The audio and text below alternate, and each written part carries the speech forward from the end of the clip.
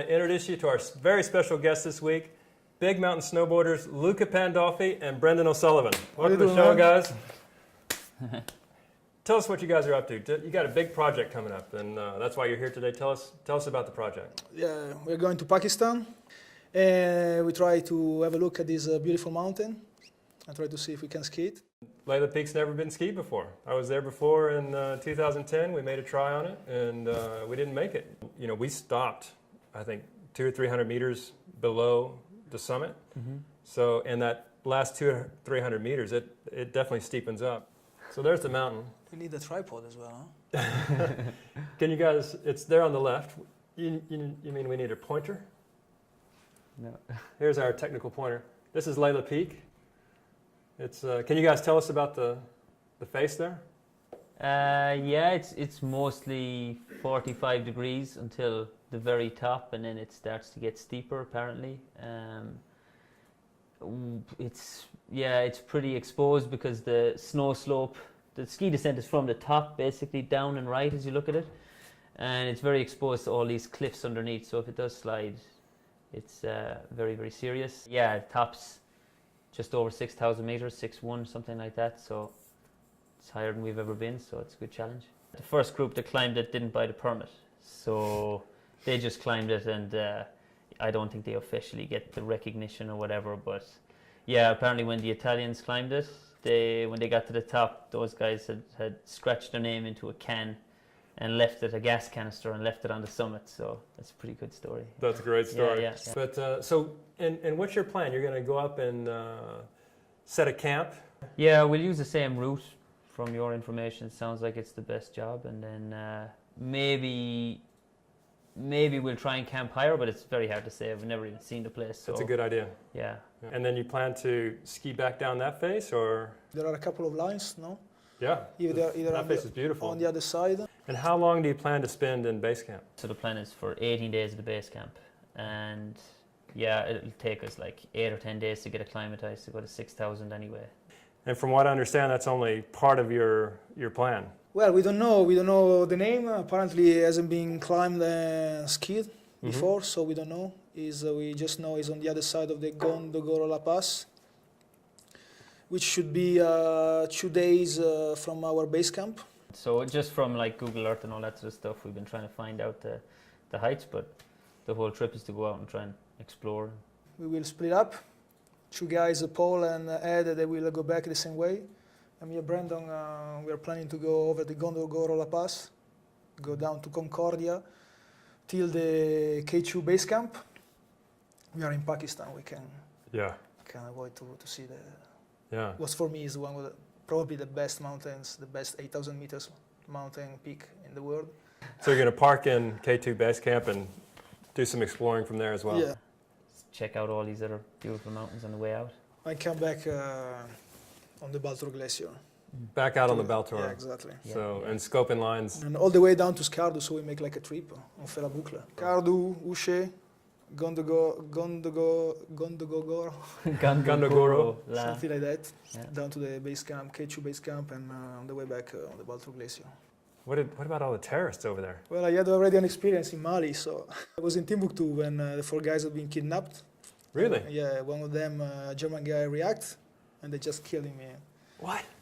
On the road? Yeah, it was 500 meters far from there, and I've been at the same hotel half an hour before, and it was too expensive for me to be in Africa. They asked me too much, and I said no thanks, and I moved just 500 meters, and half an hour later, a commando of Al-Qaeda just came into the hotel and started shooting, and there were 5 people. 1 girl hid herself under a table, and then they see her. They kidnapped 4 people. Wow. And then we have been collected by the army and spent the night on the roof of the army base. And we have been. They made us escort the next day through the desert, 10 kilometers to a small airport, and we are being evacuated. Wow. From the desert. So when you fly into Islamabad, do you know if you'll be able to move around freely, or? Well, we're meeting the guide there straight away, and yeah, I guess they'll give us a lowdown on what's happening. What are you most concerned about for this trip? I guess like the whole. Was it the visa process? Well, yeah. I think Getting the a biggest visa. problem is to get the visa. Mm. I just got the visa today. Yeah, I The just went to Paris and back yesterday for the second time in a week, so it's a total nightmare. But it seems like it's done now. How high have you been before? I've To been what 6,000 meters altitude? Oh, you have? Okay. in Nepal. Well, yeah. Okay. Top of Mont Blanc is the highest I've been. Okay. Snowboarding. 4,800, almost Yeah, 5. that's it. So it's a big step for sure. We actually have a photo of a recent descent that you both did. So this is the shoulder of the Bremba spur on Mont Blanc. Yeah, Yeah. yeah, on the south side of Mont Blanc. Well, this we can see here the top of the Bremba spur. And that's, yeah, pretty much the top of Mont Blanc there, up there and Yeah, left. this is Mont Maudit on the right, and the starting is the same with the diagonal. We can see the second part of the diagonal is cutting this way. You want the pointer? Yeah. So this is the diagonal, and our line is pretty straight and just cutting a little bit right. The first cracks. And tell me about your day. You spent the night in the refuge. No, You were in the we lift station. slept at the top of the Midi station, and we climbed the three months route. Mm-hmm. Classic route from the Midi up to Mont Blanc. Yeah. Yeah. I think we start climbing around 5 o'clock. We start skiing the line at 10 o'clock. I'd been on my first trip to Paris just the day before, and then I had to work the night when they went up to the Midi. So I was working, and yeah, the weather cleared up, and I knew we were going to have a good shot at it. So I just decided to head up and try and track him down, and if I could catch up with him, try and ski him with him. Just before I got to the shoulder, then I rang Ben Briggs, who was with Luca, and they had just skied the face. So then I had a decision to make whether to keep going or not. And he said it's awesome. Yeah, well, he said they skied it without a rope. So, but it was getting hot, right? Yeah, it was getting really hot, and Ben told us Ben is thinking to drop into the line. We said, what? And then we were climbing up to La Fourche, to the La Fourche Biwi, Mm-hmm. on the Kufner Ridge. And I've been the first one. I look at the line like this, and I saw a little dot over there, just at the start, and I said, no, you can't believe that. Brandon just dropped into the line. Yeah, it was late. It was late for sure. What time was it? I got to the top just after 12, I think, Mhm. and then I started skiing like 12:20, 12:25. But I kind of, like, I knew there'd be no wraps. I knew I wouldn't be on it too long. And from the description Ben gave as well, I could kind of stay on their tracks and not release too much of this snow that was heating up or whatever. And yeah, I skied it in pretty quick, like less than half an hour. Well, the snow was pretty good, a bit sluffy on the big slopes at the top in the middle section, and a little bit hard. Yeah, Was like, kind of edgeable crust. Have you been talking with a piece of ice in your life before? Talking with a piece of ice Yeah. in my mouth? I mean, we spent a few minutes just talking with this massive Serac. Yeah. you're skiing and you just have this feeling of a presence behind you that, you know, you're just It's waiting like someone for a with rumble. a gun, you know? just like, Yeah. ready to trigger it. So, hey, tell me about your equipment. You've got some pretty specialized equipment, both of you guys. Yeah, so this is a split board, using a split board. Basically, they've been around for a while. They're not really that popular in Europe, but they're really big in North America for different snow conditions, you know. And yeah, in North America, you basically can't get away without it because the snow is just too deep. You can't get around on snowshoes. So yeah, I've been splitboarding, but then these guys in Revelstoke started modifying it to use it with hard boots. So you use Dynafit toe piece. Normally, you would take off the binding that you ride with, like that, and then you would put it on and snowboard or skin up with this on. But instead, what they use is they put this in the backpack and then skin on the Dynafit toe pieces with ski touring boots. And then these ski touring boots are getting softer and softer to make them lighter and easier to skin in, which is a kind of a compromise for skiing, but for snowboarding then it's perfect because they feel more like snowboard boots. And then yeah, these bindings are specific as well, so they've got a rubber plastic in them, so you've got lateral flex as well, so it really feels like you're riding a stiff hard boot, or a stiff soft boot, sorry.